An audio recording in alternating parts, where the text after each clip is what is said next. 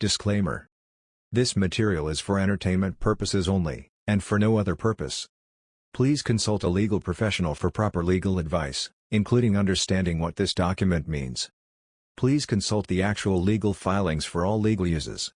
This presentation is no substitute for the actual filed legal document. We cannot help you if you do not follow this simple, reasonable, and good advice. Please let us know about any errors in this presentation so that we can correct them. Unfortunately, we cannot and will not correct any errors made in the underlying documents, so please make sure the error is a presentation error. Thank you very much for your time, support, and interest. We hope you enjoy this content. Sponsors. Unfortunately, there are no video sponsors or channel sponsors at this time. If you would like to sponsor us, please reach out. All donations are welcome. Thank you. Please remember to like this video, subscribe to our channel for more videos like this, and share this video with others. Doing this will help us reach other interested people, and will help to support this channel. We appreciate your action. Thank you. Forbes Digital Assets, Editor's Pick. Exclusive transcript, the full testimony Sam Bankman-Fried planned to give to Congress. Stephen Ehrlich, Forbes staff. I'm the Director of Digital Asset Research at Forbes. December 13, 2022, 1:54 a.m. EST. https://www.forbes.com/sites/Stephen-Ehrlich/2022/12/13/exclusive transcript the full testimony SBF plan to give to Congress/ Summary. I would like to start by formally stating, under oath, I fucked up. I know that it doesn't mean much to say that I'm sorry. And so I'm dedicating as much of myself as I can to doing right by customers. When all is said and done, I'll judge myself primarily by one metric, whether I have eventually been able to make customers whole. If I fail our customers in this regard, I have failed myself. Last year, my net worth was valued at $20 billion. Today, I would be wrong to say that I have nothing. I have a loving family, and food on my plate, and that's more than life has given billions of people. But last I saw, I believed my bank account had about $100,000 in it. I don't know for sure, because I have been denied access to many of my own personal passwords, data, documents, and accounts. As of today, I and many other members of FTX International's former management team are missing access to key data that could help inform customers, inform the Chapter 11 team's decisions, and inform foreign regulators looking after FTX International. Nearly all of this data is held by the Chapter 11 team. In fact, many of us are still missing access to our own personal data, which is being held hostage by the Chapter 11 team's leadership. When we have asked for access to our own personal data and passwords, an example response reads, "You should take steps, as we've suggested to others in the same position, to reset two-factor authentication passwords for any relevant personal accounts." As such, much of my testimony is less confident and detailed than I would want it to be, and I apologize if I am unable to confidently answer completely reasonable questions. I unfortunately cannot access most of FTX's current or historical data right now in order to explore or confirm my understanding. I also cannot access most of my own notes, writings, spreadsheets, data, or email. Mr. Ray's team has even refused to return to me my credentials for purely personal accounts. I deeply regret giving in to pressure to sign forms that precipitated the Chapter 11 filing just a few days after FTX International became potentially insolvent. Among other things, the Chapter 11 team was thrust into a very difficult situation, and I worry that they were given very misleading information by a few members of the FTX US team when they joined. They are trying to manage multiple complex global entities and systems without support from many of the teams who used to run them. I believe it will be extremely hard, if not impossible, for the Chapter 11 team to move forward constructively without working cooperatively with the many foreign jurisdictions that have direct regulatory and operational control over FTX International and its subsidiaries. I have offered, many times, to help the Chapter 11 team. To cite just one example, I would have been able to easily collect some pieces of data they expressed an inability to find in their court filings. I have not received responses to those offers, or to any other messages I have sent them. I have reached out to Mr. Ray and the Chapter 11 team numerous times. Sometimes I've been requesting access to my own data, but other times I've been attempting to alert them to potentially important information for their jobs and duties to creditors and customers of FTX. I have sent 5 emails to Mr. Ray. Mr. Ray has never responded, nor has he reached out to me to communicate in any other ways. He has not responded, for instance, to an email of mine that stated, "I have potentially pertinent information concerning future opportunities and financing for FTX and its creditors. I also believe that I have relevant financial information about FTX US, and further that I have potentially relevant regulatory information concerning FTX. I would love to talk to you, whether it's via email or phone, and to work constructively with you and the Chapter 11 team to do what's best for customers." To the best of my knowledge, FTX US has been and remains solvent, and could pay off all of its customers in full tomorrow. Unfortunately, the Chapter 11 team has frozen the FTX US exchange, blocking customers' access to their account information and funds. The customers who have lost assets are those who traded on the FTX international platforms, which do not accept US residents. My primary focus right now is to do right by the customers of FTX International who were hurt. I am fighting to make these customers as whole as I can, and I will keep doing so as long as I see any pathway forward, because that is my duty. I believe that there is a credible path forward to put together billions of dollars of additional funds for FTX International customers. That would involve significant external financing, which in turn I believe would require the FTX exchange to restart operations. Doing so would be significantly easier if the Chapter 11 team worked cooperatively with the foreign jurisdictions that have regulatory authority over FTX International and its subsidiaries. I have heard complaints that the Chapter 11 team is refusing to respond to regulatory inquiries from foreign regulators, sometimes at the risk of employees going to jail. I have also heard complaints of the Chapter 11 team freezing or otherwise interfering with funds duly belonging to various operating entities of FTX International. I hope that this is greatly exaggerated, or at least that it was a product of an initial unfamiliarity with the company and industry that has now passed. It has been a month since the Chapter 11 filing and the password to my LinkedIn account still hasn't been returned, though, so I'm not overly optimistic. I have a duty towards the colleagues and supporters who fought for FTX day after day, and who were deeply hurt by a collapse they don't bear any responsibility for. What happened? This reconstruction of events concerns FTX International, a non-US crypto exchange for non-Americans, run out of the Bahamas and not regulated in the US. To my knowledge, FTX US, a separate, US-based exchange that does accept Americans, is fully solvent, and thus all US customers could and should be made whole immediately. I wish that I could give a fuller account of what happened. Unfortunately, I don't have access to much of the relevant data right now. Here is a reconstruction of events to the best of my recollection. 1. I started Alameda Research, a private crypto trading firm, in 2017. 2. I started FTX International, a non-US crypto exchange for non-Americans, in 2019. I began transitioning away from an active role in Alameda Research then. 3. I started FTX US, a US crypto exchange that does accept Americans, in 2020. 4. In reconstructing the events of 2021 to 2022, I'm relying on memory and extrapolations, as I was not fully aware of many of the critical events at the time they happened and don't have access to the relevant data right now that would allow me to confirm or disconfirm my best guess at this point. In particular, I was not running Alameda Research this past year. FTX is a derivatives exchange. As is true for most financial exchanges, users are permitted to put on margined or leveraged positions. This means that users are allowed to put down less than the full cost of their positions, with their obligation to repay backed by posted collateral. A significant percentage of customers on FTX engaged in margin trading. Alameda Research was one such user. FTX was licensed and regulated to operate by regulators globally, including in the Bahamas, Switzerland, Japan, Australia, Cyprus, and Dubai. C. Over the past year, as markets crashed, Alameda's assets fell substantially.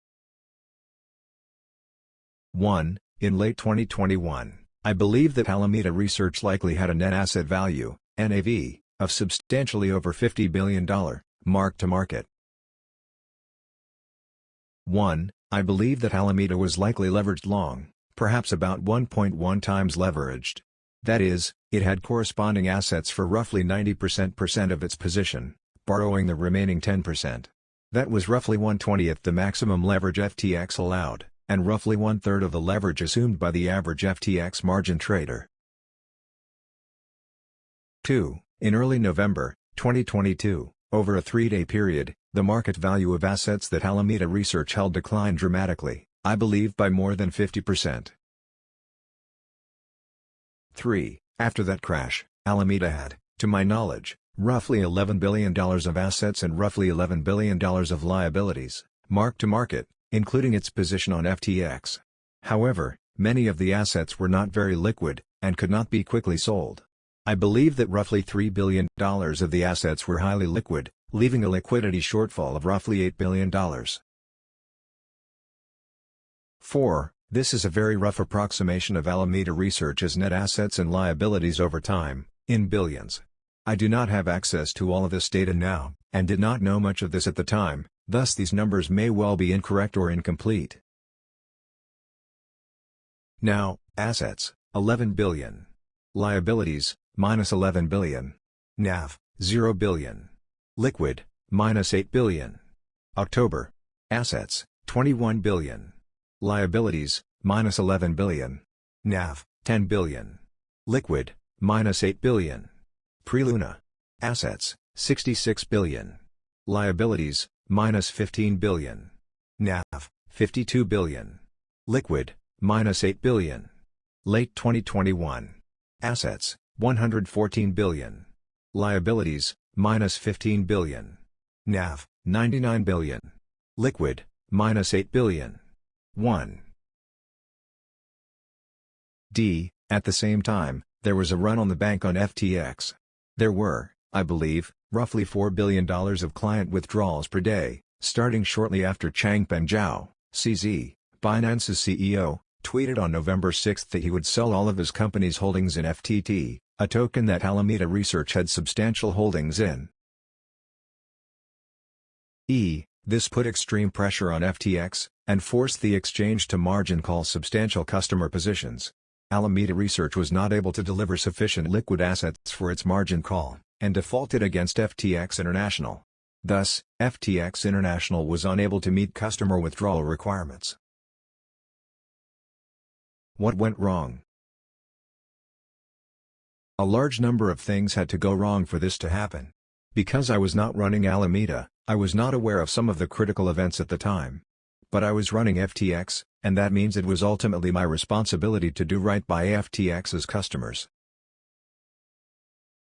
1. Alameda Research became insolvent when the economic environment changed. Alameda put on a margin position that was sustainable in the economic environment of late 2021, with roughly 10% leverage. As tightening monetary policy, a war, and supply chain problems hit throughout 2022, asset prices crashed. I believe that Alameda's assets fell by roughly 90% over the course of the year, and so even 10% leverage was too much. B. A run on the bank forced immediate liquid delivery from FTX. 1. This meant that FTX had only a few days to margin call a substantial, fairly illiquid margin position. C. A failure of hedges. 1. As best as I can reconstruct looking back, in the late 2021, Alameda Research was not sufficiently hedged. I believe that it had a total margin position, much of which was not on FTX, that was roughly $8 billion in size, and likely hit on roughly $2 billion of hedges. 2. By the fall of 2022, I believe that Alameda Research had a margin position of roughly $8 billion, and likely had roughly $8 billion of hedges. However, the crash that occurred in November 2022 was not a broad market crash, or even a broad crypto market crash. From November 7 to November 9, Bitcoin was down roughly 17% and equities markets were roughly flat, but many of Alameda's assets were down more than 50%. And so Alameda's hedges didn't work. 3. This is the classic hedge fund risk that all of a firm's positions can become highly correlated, even if some are thought to be hedges, as happened with, for example, long-term capital management and in the 2008 financial crisis. D. Uses of capital. 1. Piecing together what data I can. In retrospect, Alameda Research has roughly $8 billion net short margin position in liquid assets lined up with the following approximate expenditures. 1. Interest payments to lenders, about $1 billion. 2. VC investments, minus $4 billion. 3. Buying back Binance's stake in FTX, about $3 billion. 2. Failures of FTX's internal controls. A. FTX's dashboard. 1. FTX's dashboard for user positions did not display Alameda's full position size on the platform, because of a historical accounting quirk. I now believe that Alameda's position was over twice as large as what was displayed. My periodic assessments of the riskiness of our positions were often based on the dashboard's numbers. B. Financials. 1. FTX had annual audited GAAP financial statements, which to my knowledge were generally correct. 2. However, those were merely for FTX's corporate financial state, not an audit of customer risk. C. Risk management. 1. While FTX International had a team dedicated to financials, and to many other areas of the business, it did not have a team dedicated to risk management, or to user position monitoring. 2. I, as CEO, did not put adequate effort into monitoring risk on FTX. 3. Binance's role in FTX collapse. A. I won't belabor this point, because at the end of the day I fucked up. I will note, briefly, the following. B. Alameda's assets fell precipitously in value beginning on November 6, 2022, hours after Binance's CEO, CZ, tweeted his intent to sell his holdings in FTT. C. The run on the bank was triggered by the same tweet by Binance's CEO. D. The tweet followed what I believe to be a month of sustained negative PR on FTX, largely being driven by Binance. E. Alameda's hedges failed in November 2022 because the crash was specific to its hedges, triggered by the same PR campaign by CZ. F. Around November 8, we agreed with CZ on a deal that would have Binance acquire FTX at a small fraction of its value a week earlier. 1. We signed an LOI that prevented us from talking to other potential investors as long as the negotiations with Binance were ongoing. 2. During that time, I received serious expressions of interest from multiple potential investors who represented billions in capital that could have gone to customers. I was inhibited in responding by the LOI. 3. A day later, Binance announced they were not going to go through with the deal. We learned about them backing out from their Twitter post. 4. As best I can tell, Binance never intended to go through with the deal. G. Roughly $3 billion of capital was used buying Binance's stake in FTX, because Binance's equity ownership was causing KYC issues for FTX. Binance was not cooperative in supplying information about CZ to regulatory bodies FTX was applying for licensure with.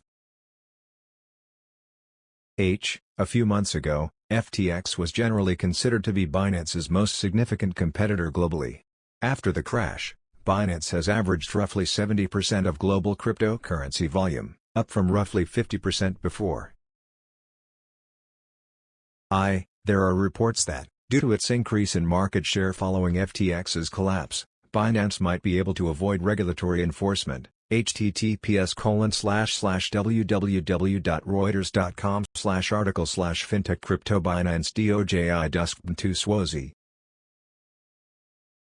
1. There is much more to say about Binance, its role in the cryptocurrency ecosystem, and its relationship with FTX, but this is neither the place nor the time for it. For the above to go wrong, I, as CEO of FTX, had to make a number of significant mistakes. 1. I believe that the thread that most ties them together is that, for much of 2022, I was less grounded in operational details than I had been before. 2. I had prided myself on staying grounded, staying in the weeds, day-to-day, of the company. 3. But by mid-2022, I believe I was spending, approximately, 25% of my time talking with regulators and policymakers in DC and beyond. 25% of my time on branding and new pathways for FTX, including remittances, financial settlement, and sports partnerships. 25% of my time managing FTX's growing workforce. 4. Together, those were maybe 25% of my time in 2020, but by 2022 they were closer to 75%. That's time that wasn't spent focusing on the actual core product, including risk management. 5. I also prided myself on having a strong work ethic. I began FTX by routinely working 18-hour days.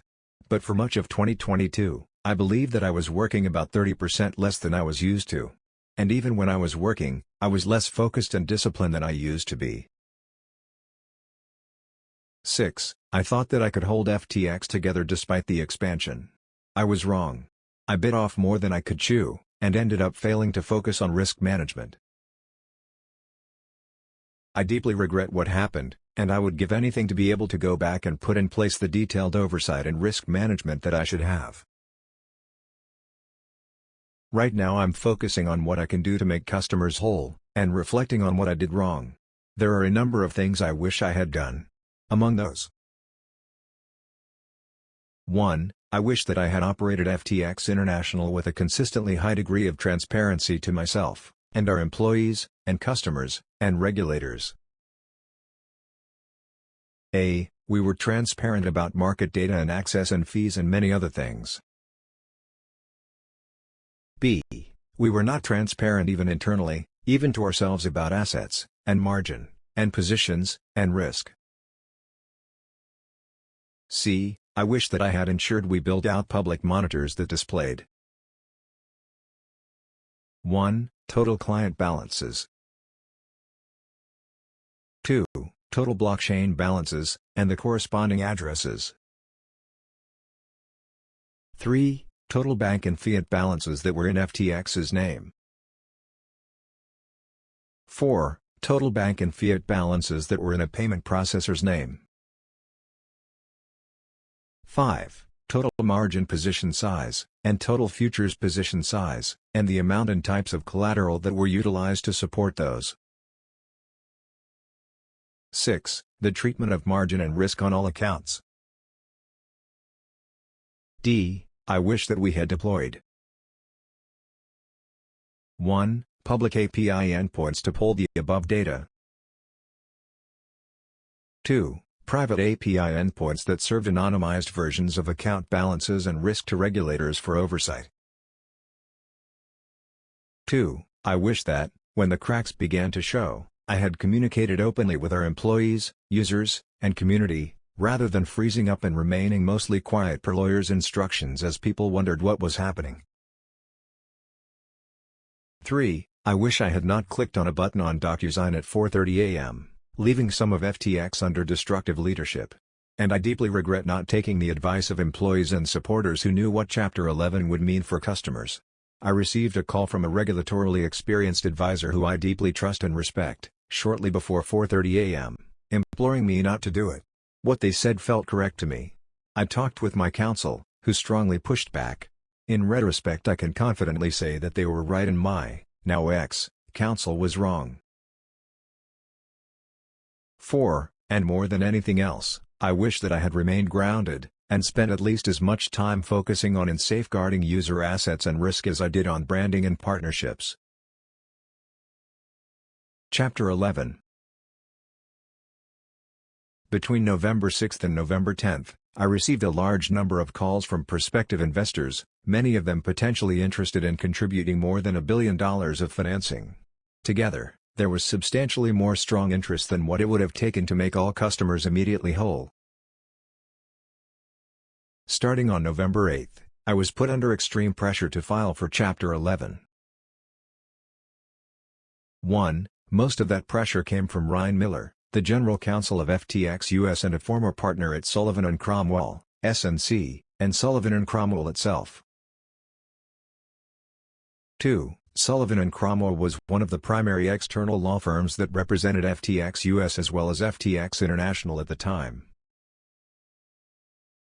I have 19 pages of screenshots of Sullivan & Cromwell, Mr. Miller, and others I believe were influenced by them, all sent over a 2-day period, pressuring me to quickly file for Chapter 11. They range from adamant to mentally unbalanced. They also called many of my friends, co-workers, and family members, pressuring them to pressure me to file, some of whom were emotionally damaged by the pressure. Some of them came to me, crying. It was only later that I was informed that it was very unusual for such a significant filing to be made so quickly. 3. Sullivan & Cromwell chose John Ray to run the Chapter 11 team. 4. During the time I was being pressured to file, Sullivan & Cromwell lawyers told my counsel that I would get to choose the board chair. Sullivan & Cromwell silently reneged on that a few days later. 5. At roughly 4:30 a.m. on November 10, 2022, against my better judgment, I clicked on a DocuSign link that would nominate John Ray as the CEO of various entities. 6. Less than 10 minutes later I received a potential funding offer for billions of dollars to help make customers whole. 7. A few minutes thereafter I instructed my counsel to rescind the document. It had become clear to me that it was not the best way forward. 8. My counsel informed me a few minutes later that it was too late to rescind it, and that Sullivan & Cromwell lawyers were submitting it on my behalf despite my instructions not to. 9. Roughly 6 hours later, more than ample time to change course, Sullivan & Cromwell filed the document with the court against my express wishes and stated orders. 10. After that, John Ray filed for Chapter 11 for all of the entities, including a fully solvent U.S. entity, FTX US, in which they shut down customer access and withdrawals. John Ray and his team appointed, as legal counsel for the Chapter 11 team, debtors, Sullivan & Cromwell. 11. John Ray is famous primarily for his work for the Enron bankruptcy estate.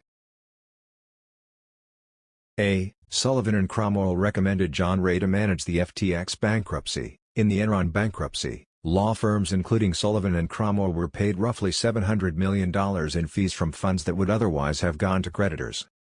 https://www.tel.a times.com/archives/law xpm 2007 November 22 Fine Roan Fees 22 story.html https://www.cron.com/business/energy/article/energy company s bankruptcy generating 127890118.php. 12. So, to summarize, to the best of my knowledge, when Enron went through the Chapter 11 process, John Ray and SNC were both lawyers and/or administrators for the estate, which paid out roughly $700 million in legal fees. Then, when FTX crashed, an ex-SNC partner chose SNC to represent FTX. SNC pressured me to file Chapter 11 documents, and filed the documents despite my instructions not to. SNC chose John Ray as the new CEO of the Chapter 11 estate. John Ray then chose SNC to represent the Chapter 11 estate. SNC reneged on an agreement to let me choose the board chair, and then John Ray appointed the board. 13. In an official statement, the Bahamas Attorney General, Ryan Pinder, said it is possible that the prospect of multi-million-dollar legal and consultancy fees is driving both the Chapter 11 team's legal strategy and their intemperate statements. https://nypost.com/2022/11/28/ Bahamas shreds FTX CEO John Ray extremely regrettable accusations/ 14. I will end this section with a screenshot of a message Mr. Miller sent to much of FTX's leadership at 10:23 p.m. on November 8, 2022. Ryan Miller, I need to wire Sulcrom $4 million to make sure we are all represented through this. And we preserve any value that is left. Tomorrow. From FTX.com cash. Who can do it? I'm in charge now. 10:23 p.m. A. B. Needless to say, Sullivan and Cromwell has not made sure that we are all represented through this. They have, however, done a good job of making sure they were wired $4 million. As of today, I am still aware of billions of dollars of serious offers for financing, including Simon Lois, billions of dollars that could potentially make customers substantially whole.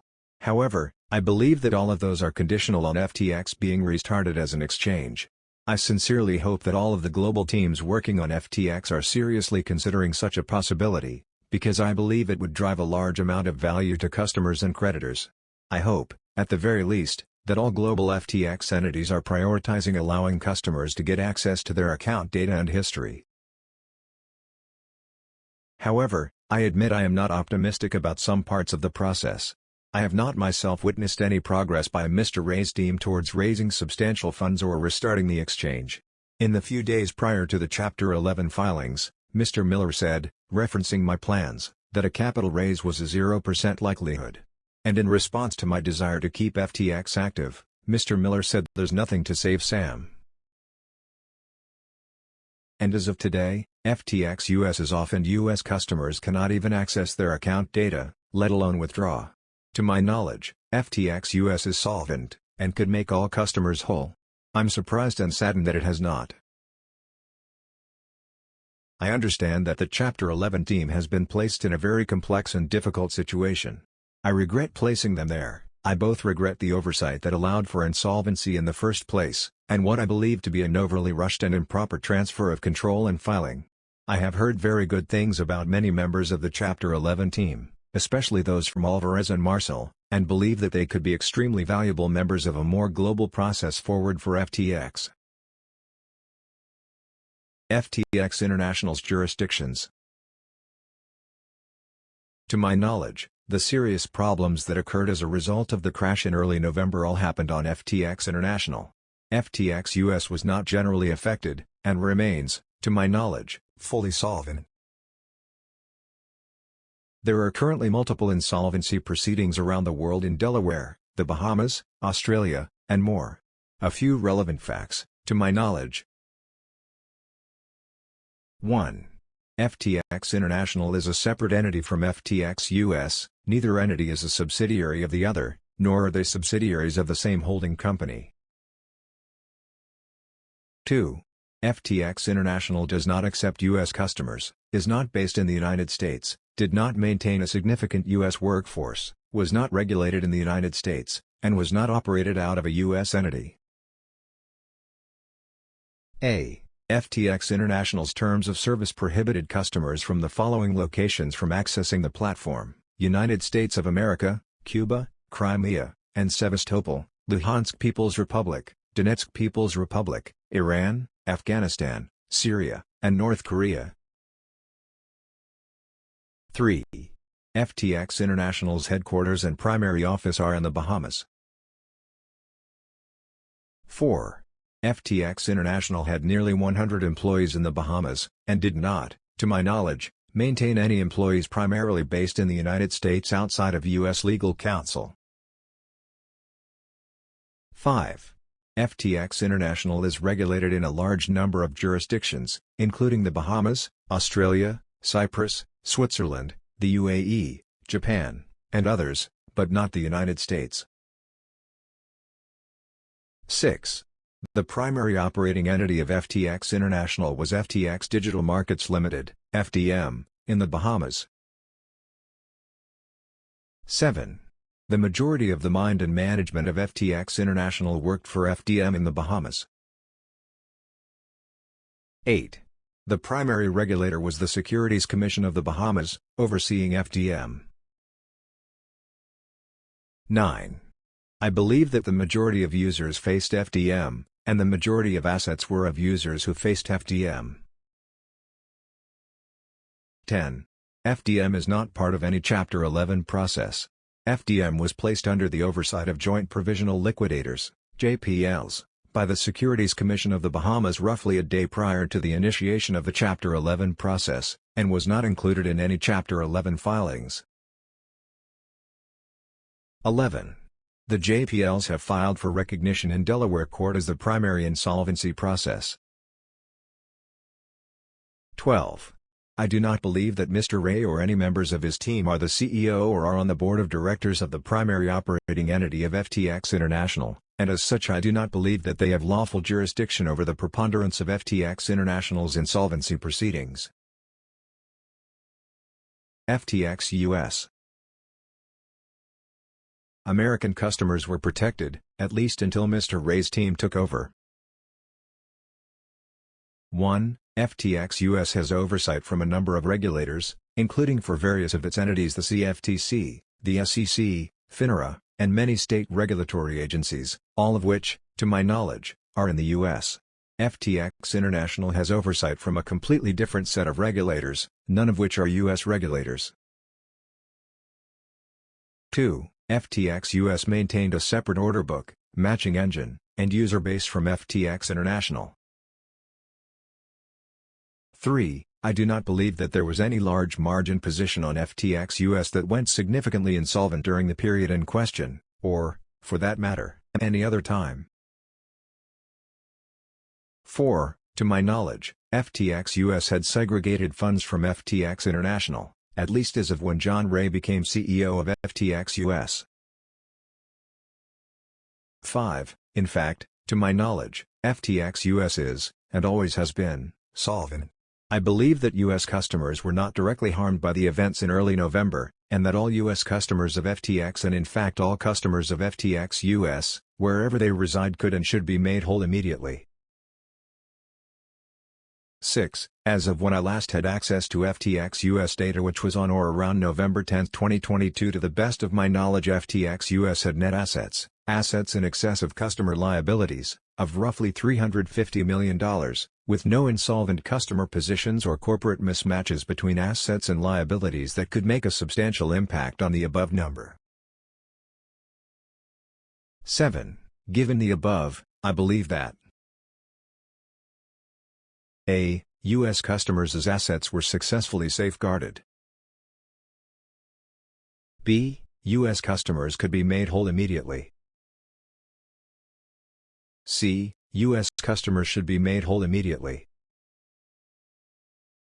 8. When John Ray became CEO of FTX US on November 10, 2022, FTX US was still operational, and still processing customer withdrawals. I intended and expected for withdrawals to remain open, making all customers whole. I am surprised that did not happen. 9. I do not believe that the Chapter 11 process is or ever has been appropriate for FTX US, and believe that U.S. customers are being materially harmed by the process without good reason. Misstatements. There have been a number of statements made over the course of this process which I believe are inaccurate or substantially misleading. Below is a partial list of them. 1. Numerous assertions, by the Chapter 11 process and team, that John Ray is CEO of FTX International. John Ray is not CEO of the primary operating entity of FTX International. 2. Numerous assertions, by the Chapter 11 process and team, that there was unauthorized access of customer funds by the Bahamas. A. In one Chapter 11 filing, John Ray stated that there was credible evidence that the Bahamian government is responsible for directing unauthorized access to the debtors' systems for the purpose of obtaining digital assets of the debtors, that took place after the commencement of these, Chapter 11, cases. B. The Bahamas is where FTX International is headquartered. The Security Commission of the Bahamas is the primary regulator for FTX International. The mind and management of FTX International has been in the Bahamas. Further, prior to the Chapter 11 filings, the Securities Commission of the Bahamas initiated an administrative process over FTX Digital Markets, the Bahamian entity and operating entity of FTX International, an entity which was thus not included in the Chapter 11 filings. C. The Bahamas stepped in to safeguard customer assets, acting in their duty as the primary regulator of FTX International. Meanwhile, John Ray's team run out of the United States initiated an asset seizure of FTX International, a company run from the Bahamas, regulated in the Bahamas, and servicing non-U.S. clients. D. Their assumption, without evidence, of malign intent and incompetence on the part of other races, cultures, and governments would be considered deeply offensive if directed at American minorities. It is no less offensive when directed at the citizens of other countries, let alone their regulators. Meanwhile, seizing assets overseen by other governments is a practice most recently considered appropriate centuries ago. 3. I believe that the current Chapter 11 team has significantly overstepped its mandate. A. Numerous entities were improperly placed in Chapter 11 proceedings by the Chapter 11 team, either because 1. John Ray was not the CEO of the entities.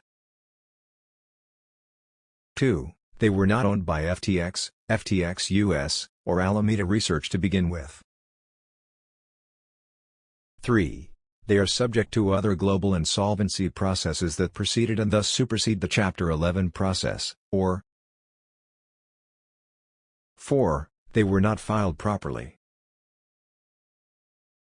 B. This includes entities that I believe own the vast majority of customer accounts of FTX International, and oversee the vast majority of customer assets. C. I believe that the assets, properties, credentials, passwords, cryptographic keys, domain names, and governance of FTX International should rest with the CEO, Board of Directors, and/or locally regulatorily appointed administrators of the core entity or entities that primarily operated FTX International.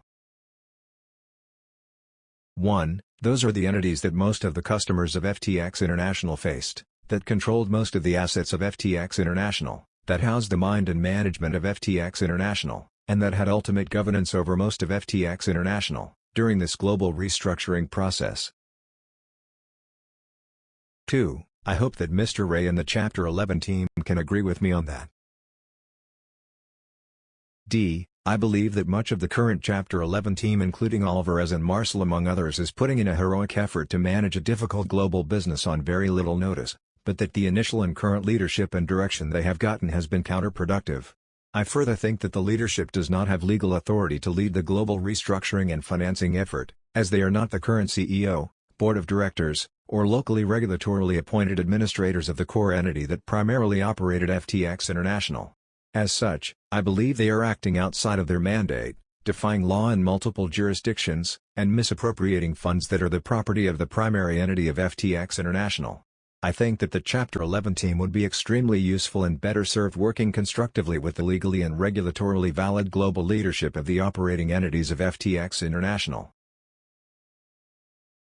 4. In one Chapter 11 filing, John Ray stated that the dilutive minting of approximately $300 million in FTT tokens by an unauthorized source after the petition date.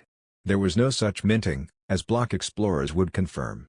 This statement is bizarre, confrontational, false, and harms the reputation of people including myself. 5. In one Chapter 11 filing, John Ray included a graph regarding FTX customers by jurisdiction, claiming that over 20% of users were from the Cayman Islands. In fact, according to data from October 20, 2022, less than 1% of trading accounts on FTX were from the Cayman Islands. A. Case 22-11068-JTD Doc 115-1. Filed November 22, 2022. Page 8 of 21. Global Customer Distribution. WRS and .com silos. As of the petition date. Unknown, 5%. United States, 2%. United Arab Emirates, 4%. Taiwan, 3%. Singapore, 6%. Seychelles, 3%. Portugal, 0%. Virgin Islands, 11%. Argentina, 1%. Bahamas, 4%. Belgium, 0%. Bermuda, 5%. Canada, 1%. Panama, 0%. Netherlands, 1%. Malta, 0%. Luxembourg, 1%. Kuwait, 0%. Cyprus, 1%. China, 8%. Korea, 4%. Jersey, 1%. Israel, 1%. Ireland, 1%. Hong Kong, 3%. Czechia, 1%. Great Britain, 8%. France, 1%. Cayman Islands, 22%.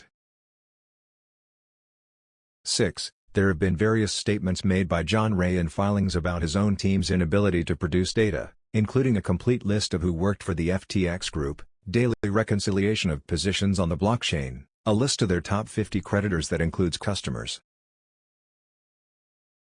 To my knowledge, each of these existed, and I personally would have been able to produce some of the above. Neither I, nor to my knowledge most of the international leadership team, has been asked to help with queries including the above.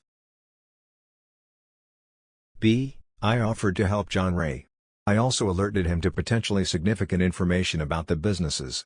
He has never responded to any of my messages. 7. John Ray complained about the failure of the co-founders and potentially others to identify additional wallets believed to contain debtor assets. A. To my knowledge, I have never been asked to identify such wallets. To my knowledge, no such wallets exist. 8. I believe that United States regulators may have been told materially misleading information about FTX US, including claims that FTX US is not solvent. I believe that it is solvent. During this process, many people have made accusations against me. Some of them including, for instance, that I exhibited poor risk management oversight as CEO of FTX are true. But many are not. 1. Claims have been made that I personally or through an entity attempted to manipulate the stablecoin Tether in the wake of the November 2022 crash. This is categorically false. I have never attempted to manipulate the price of Tether, and I am not aware of any activity by a company I run or own intending to manipulate the price of Tether. One such accusation was made by CZ, the CEO of Binance, in reference to a trade of size $250,000. In addition to the accusation being categorically false, it is absurd to think that a trade of size $250,000 could materially impact the price of Tether. CZ has plenty of context to know that these claims are both absurd and false. Exchange coordination. 4 weeks. CZ, at Zane Tackett, can you give me admin permission for this group? CZ, at SBF, stop trying to depeg stablecoins. And stop doing anything. Stop now, don't cause more damage. Pause trading, pause withdrawal of only Tron or Just and Sun.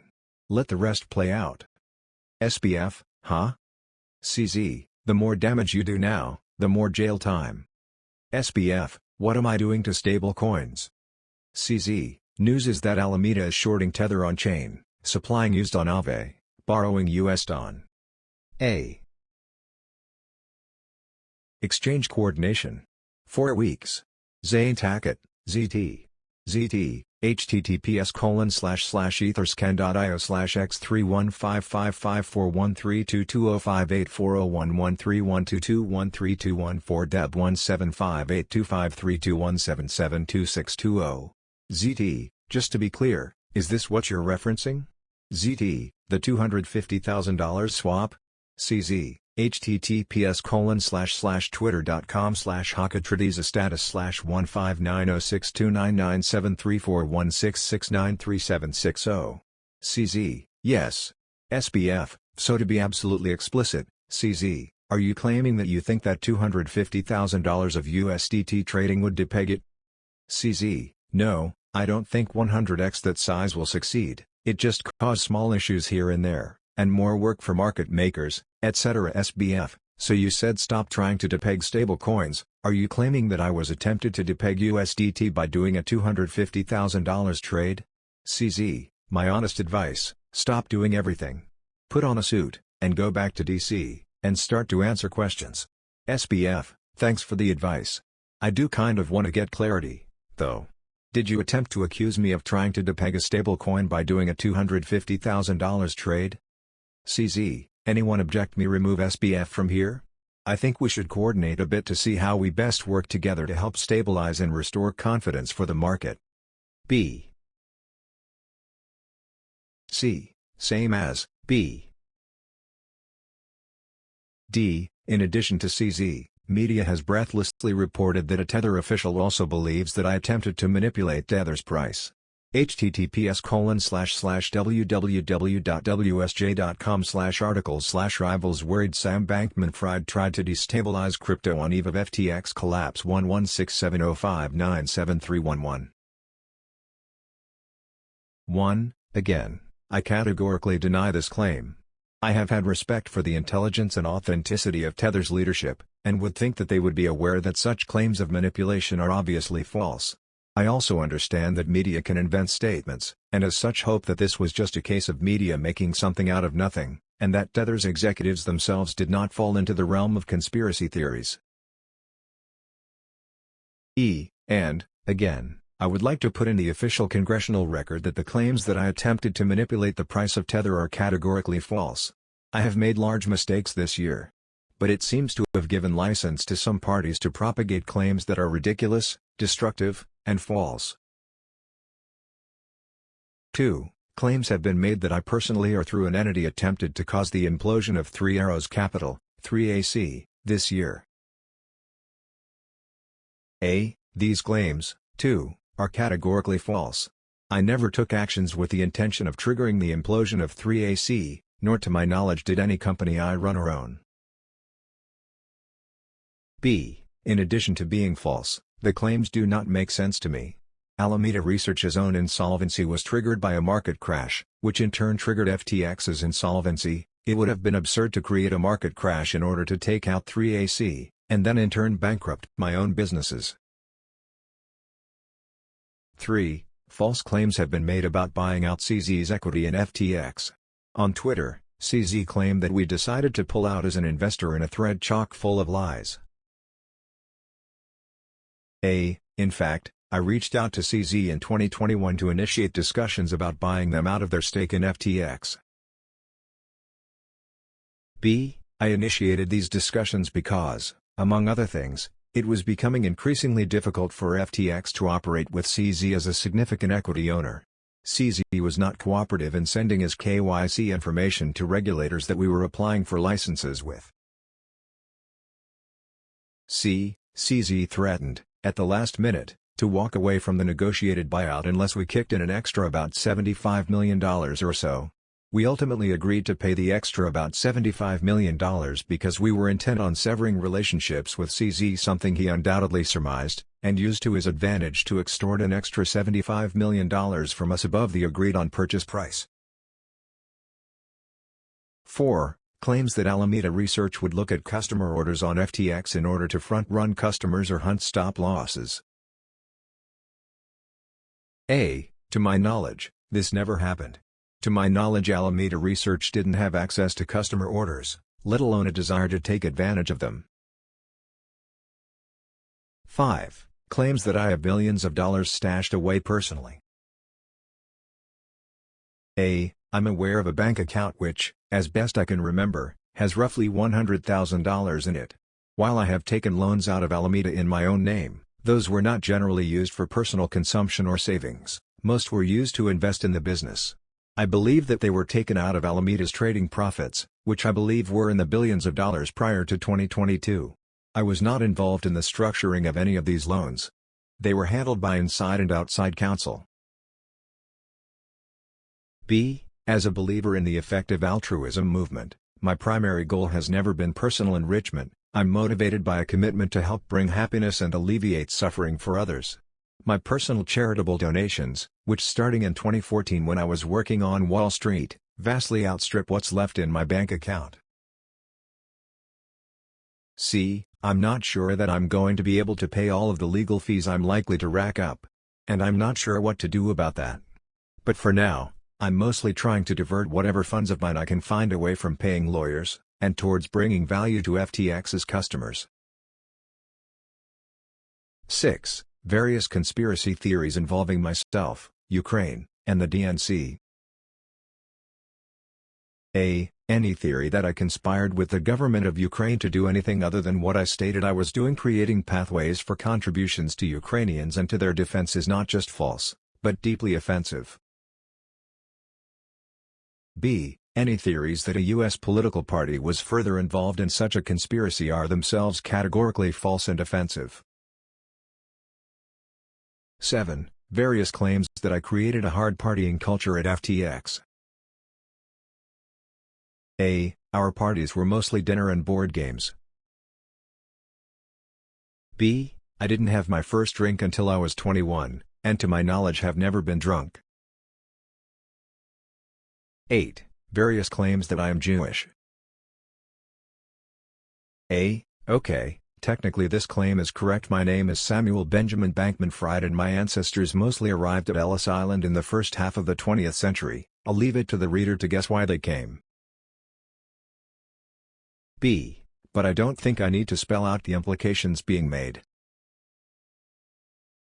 9. Various theories that I take MSM for a high, or to treat Parkinson's disease. A. The MSM patch is essentially never indicated or prescribed for Parkinson's. That theory is likely the result of lazy internet searches. Selegiline, MSM's underlying chemical, is sometimes used for Parkinson's in oral form. B. I have a prescription for MSM, and have for roughly a decade. I use it, daily, for its only on-label use as an antidepressant. It is not generally the case that people are expected to talk about their private medical conditions, but enough paparazzi have snapped photos of my belongings and theorized about it online that I guess I have no choice. C. The last few months have been difficult enough for everyone that it feels unremarkable to me, in comparison, that I need to put on the official congressional record that I am, and for most of my adult life have been, sad. I have made many mistakes this year, but these are not among them.